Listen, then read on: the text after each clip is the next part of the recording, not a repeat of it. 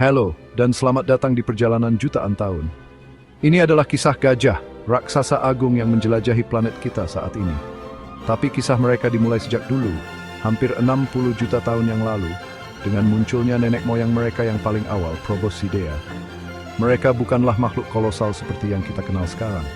Bayangkan sebagai gantinya, makhluk yang jauh lebih kecil, beberapa tidak lebih besar dari babi.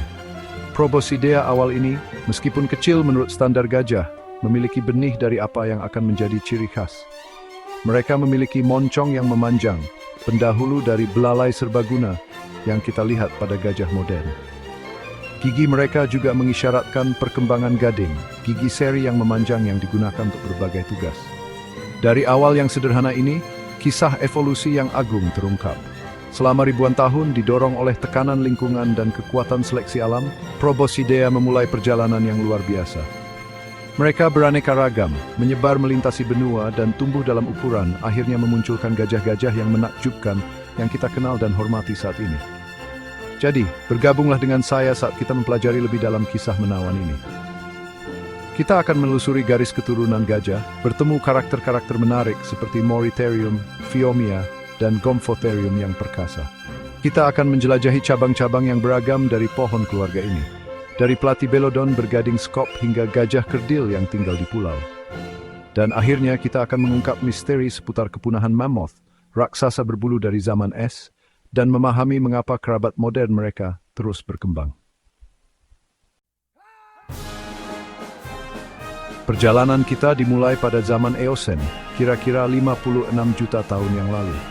Saat itu adalah masa pemanasan global, dengan hutan hujan lebat menutupi sebagian besar planet ini. Di lanskap hijau ini, di tengah semak belukar dan di sepanjang tepi air, hiduplah makhluk bernama Moritarium. Seukuran babi besar, Moritarium berukuran kecil untuk nenek moyang gajah.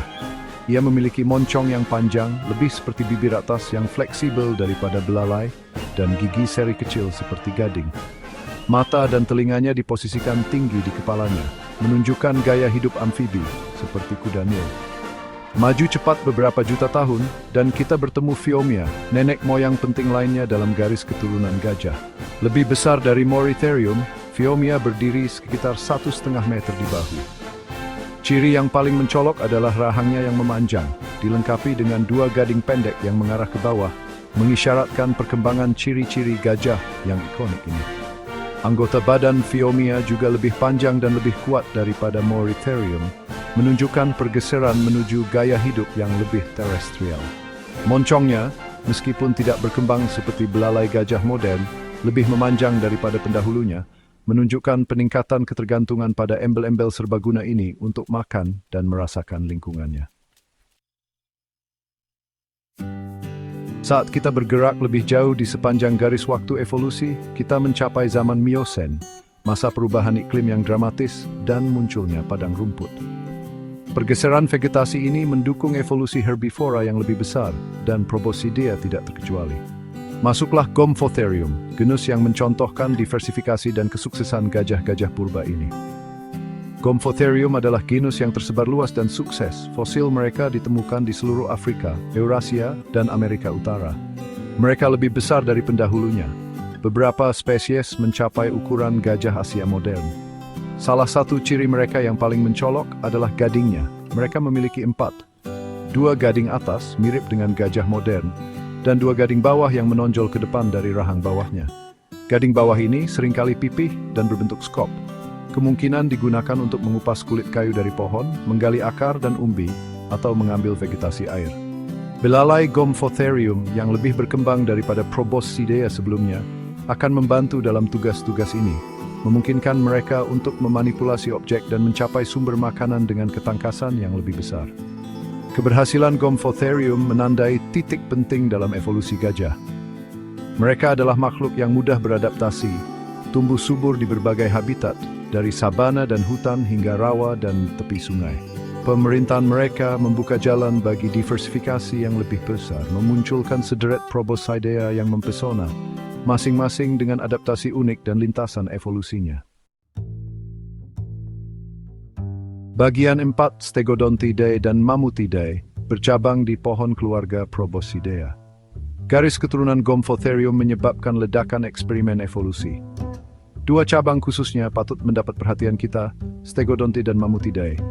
Famili-famili ini menunjukkan kemampuan adaptasi Proboscidea yang luar biasa dan kemampuan mereka untuk berkembang di lingkungan yang beragam. Stegodontidae yang dicirikan oleh tengkorak mereka yang tinggi dan pendek, dan gading bawah mereka yang menyatu menjadi struktur pipih seperti sekop, sangat sukses di Asia. Salah satu anggota terkemuka dari famili ini adalah Stegodon, genus gajah yang menjelajahi hutan dan padang rumput Asia selama jutaan tahun. Sementara itu Mamutidae memunculkan Mastodon, kelompok yang berbeda dari mammoth dan gajah modern. Mastodon, seperti Mastodon Amerika yang ikonik, beradaptasi dengan lingkungan hutan yang lebih dingin. Gading mereka, meskipun mengesankan, umumnya kurang melengkung daripada mammoth. Mastodon memiliki tubuh yang lebih kekar daripada mammoth, dengan kaki yang lebih pendek dan tengkorak yang lebih rendah dan lebih rata. Gigi mereka dengan tonjolan seperti puncak yang khas, sangat cocok untuk menggiling vegetasi keras seperti ranting, daun, dan jarum tumbuhan runjung. Sementara Mastodon akhirnya punah, garis keturunan mereka mewakili cabang evolusi Proboscidea yang sukses, menunjukkan kemampuan adaptasi mereka yang luar biasa terhadap beragam habitat dan iklim. Bagian 5, Primelephas, asal mula raksasa modern. Perjalanan evolusi kita sekarang membawa kita ke titik kritis kemunculan Primelephas, nenek moyang gajah modern, dan kerabat dekat mereka, mammoth. Muncul sekitar 5 juta tahun yang lalu, Primelephas mewakili lompatan evolusioner yang signifikan, menyiapkan panggung bagi raksasa yang kita kenal sekarang. Tidak seperti garis keturunan Gomphotherium, Primelephas hanya memiliki 2 gading, yang atas, yang tumbuh jauh lebih besar dan lebih menonjol. Gading bawah mereka telah menghilang sepenuhnya, meninggalkan rahang bawah yang halus. Perubahan morfologi gading ini menunjukkan pergeseran dalam strategi makan dan mungkin interaksi sosial. Mungkin perkembangan paling signifikan di Primelephas adalah pemanjangan lebih lanjut dan peningkatan otot belalai mereka. Embel-embel yang sangat sensitif dan serbaguna ini sekarang mampu melakukan manipulasi halus dan kekuatan yang sangat besar, menjadi ciri khas gajah modern, memungkinkan mereka untuk mengumpulkan makanan, minum, berkomunikasi, dan memanipulasi lingkungan mereka dengan ketangkasan yang luar biasa. Dari Primelephas muncul 3 garis keturunan yang berbeda, Mammuthus, mammoth, Elephas, gajah Asia, dan Loxodonta, gajah Afrika.